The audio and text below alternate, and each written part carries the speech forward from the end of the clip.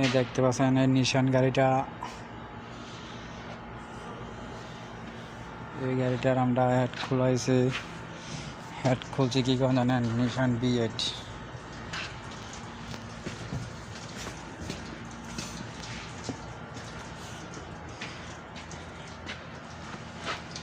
দেখছেন পেট্রোল, নিশান পেট্রোল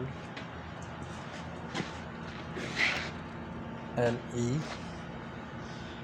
বুঝছেন? এই গাড়িটার আমরা হেড খোলা হয়েছে।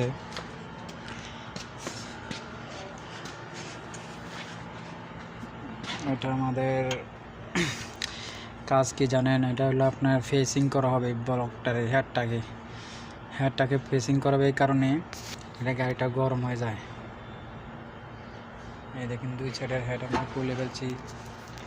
ইনশাল্লাহ আমরা এটারে বেশি দিন লাগবে না, 2 দিন লাগায় খোলা হয়েছে এটারে। আবার 2 দিন লাগবে ফিট করতে, 4-5 দিন চলে যাবে।